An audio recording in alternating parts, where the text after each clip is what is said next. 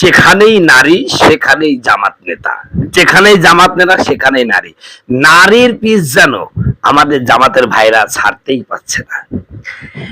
আমরা যখন তাদের এই বেপরদাগিরি মানে দাইশগিরি নিয়ে কথা বলছি, তখন ওরা আমাকে বলছে কওমিরা চার দেওয়ালের মধ্যে থাকে, ওরা কিচ্ছু বুঝে না। আচ্ছা ঠিক আছে ভাই, আমরা নাই বুঝলাম না, কিন্তু আপনাদের আব্বা আল্লামা দেলোয়ার হোসেন সাঈদী কি বুঝে নাই?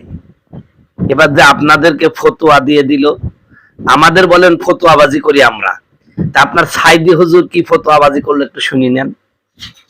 মুখমণ্ডল ঢাকা কি পর্দার অন্তর্ভুক্ত? দেবর, ভাসুর এবং চাচাতো, মামাতো, খালাতো ভাইদের সাথে পর্দা করার ধরন কিরূপ হবে দয়া করে বলুন। মুখমণ্ডল ঢাকার ব্যাপারে আপনাদের সকলের জানা দরকার।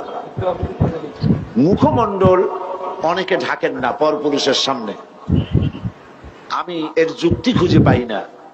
যারা যে সমস্ত মহিলারা মুখ ঢাকতে চান না বা মুখমণ্ডল ঢাকেন না, তাদের ফতোয়া সাঈদী সাহেবকে দেন। কোরআন শরীফে, হাদিস শরীফে শুনলেন তো কোরআনের কি বললেন? একটি আয়াত মুখ ঢাকা লাগবে না, মুখ হচ্ছে পর্দার অন্তর্ভুক্ত না, একটা নারীকে আইডেন্টিফাই করার জন্য মুখ বের করা উচিত।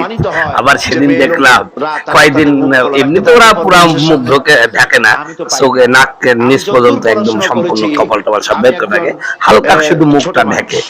তো সেদিন বিএনপির এক নেতা উনি তাদের মুখ দেখতে চাইলেন যে অর্থ বাইর করা চাই, পুরোটা বাইর করতেন, তাহলে আপনাদের চিনতে ভালো হবে। এই কথা বলাই তারা বিশাল রাগারাই গেল, অথচ এখন ভোলা লাগছে না, এমনি এমনি দেখছি টুকটুক করে চেহারাটা দেখাচ্ছেন, মানে সংসদের এমপিদেরকে মনে হয়। আসলে এই যে আমাদের নারী যে সংসদ সদস্যরা আছে, এটা তো আসলে এদের তো পুরো কাজ নাই, শুধুমাত্র সংসদ ভবনে যে পুরুষগুলো আছে তাদের মনোরঞ্জন, তাছাড়া বলে নারী দিয়ে কোনো কাজ হয়? রাসূল বলেছেন সে জাতি কখনো উন্নতি করতে পারবে না যে জাতির নেতৃত্ব ভার যখন তারা তার কোন নারীর হাতে তুলে দেয়। নারী নেতৃত্ব হারাম, আজও হারাম, কালো হারাম, পোষ্য হারাম।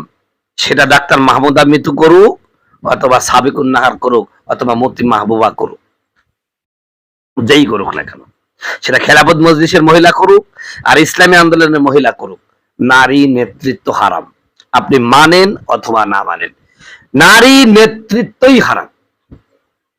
তো যাই হোক, এই যে জামাতের নারীর পিছন তারা ছাড়তেই পারছে না, বিশেষ করে জামাতের নেতৃস্থানীয় ব্যক্তিবর্গ মেয়েদের প্রতি খুবই দুর্বল। বিশেষ করে সুন্দরী মেয়ে হলে তো আর কথাই নাই।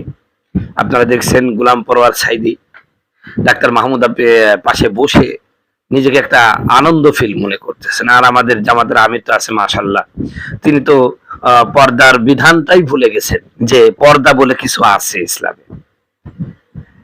আল্লাহ রাব্বুল আলামিন কোরআনুল হাকিমের মধ্যে বলেছেন কুল্লিল মুমিনিনা ইয়াগুদ্দু আবসারহুম। আল্লাহ রাব্বুল আলামিন বলেন, ও নবী আপনি আপনার উম্মতদেরকে বলে দেন তারা যেন পরনারী থেকে তাদের চক্ষু হেফাজত করে। বন্ধুগণ আমার, ভাইয়েরা আমার, আমার দেশের বর্তমান শাহবাগী মেয়েরা আবার কোরআন পড়া শুরু করেছে। কয় পর্দার বিধান তো পুরুষের উপরে আগে, পুরুষ তুমি দৃষ্টি নিচু করো, আমি কি পড়লাম না পড়লাম তোমার এত যায় আসে কেন? ও তুমি সব করলে দেখাবা, কাঁঠাল যদি ভেঙ্গে থন মাছি পড়বে, এটাই স্বাভাবিক। তুমি কাঁঠালের মতন সব ভেঙ্গে রাখবা, মাছি পড়বে, মাছির দোষ হয়ে যাবে। অবশ্যই আমরা দৃষ্টি অবনত করি, কিন্তু সবার দৃষ্টি তো ঠিক না, কিছু না দৃষ্টি আছে খারাপ, এজন্যই ওই খারাপ দৃষ্টিতে যেন আপনার উপরে না পড়ে, এজন্যই আল্লাহ রাব্বুল আলামিন পর্দার ব্যবস্থা করে দিয়েছেন। বন্ধুগণ আমার, ভাইরা আমার, তো নারী বান্ধব একটি দল, আমার মতে জামাত যেন একটা নারীবাদী দলে পরিণত হয়ে গেছে। এ দলে আল্লাহর বিধানটা এখন ঐচ্ছিক মনে হচ্ছে। জামাতের কাছে আল্লাহর বিধানটা ঐচ্ছিক মনে হচ্ছে, অথচ আল্লাহ কোরআনে পর্দাকে ফরজ করেছেন। সম্মানিত ভাইরা আমার, যেহেতু তারা বিশ্বাস করে না আমরা কোরআনের যে ব্যাখ্যা দিই সেটাই বলে, চার দেওয়ালের মধ্যে কওমিরা বুঝে না, তাই এমন বক্তব্য দেয়। আমি ওই সমস্ত সোনার জামাতের ভাইদেরকে বলি, ও জামাতের ভাইয়েরা, ইসলামী দল নাম দিবেন, ইসলাম কায়েমের স্বপ্ন দেখবেন, সারাদিন বড় নারী নিয়ে ঘুরবেন, যেটা আপনার বোন, আপনার মেয়েও না, এমনকি আপনার আপন ফুফু না, আপন খালা না, আপনার আপন মেয়ে না, বড় নারী নিয়ে সারা দিন ঘুরবেন, মিটিং মিছিল করবেন, রাত 1টা 2টা পর্যন্ত একসাথে থাকবেন, এত নারী বান্ধব চলাফেরা করবেন, এরপরও আপনারা ইসলাম কায়েমের স্বপ্ন দেখবেন।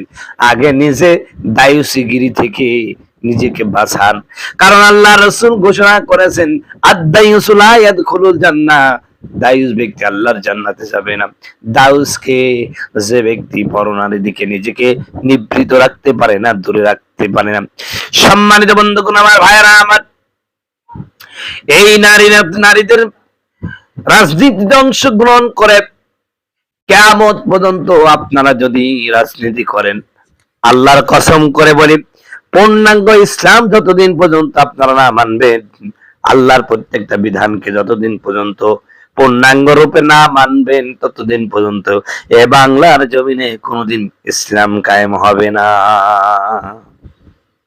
ইসলাম কায়েম করতে হলে আপনাকে কোরআন কারীমকে পাকড়াও করে ধরতে হবে, কোরআনে যা বলা হয়েছে সব কথা মানতে হবে। আল্লাহ রাব্বুল আলামিন বলেন, কোরআনুল কারীমের মধ্যে বলেছেন, শোনো পৃথিবীর মানুষেরা,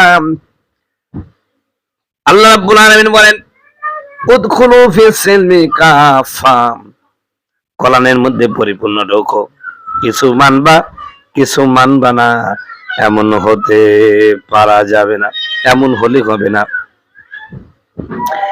বন্ধুগণ, আমার ভাইরা আমার, বর্তমান জামাতের নেতৃবৃন্দের দিকে যদি তাকান, মনে হবে এক একটা পাক্কা পাক্কা দায়ুস, সে যত বড় জামাত নেতা সে তত বড় দায়ুস,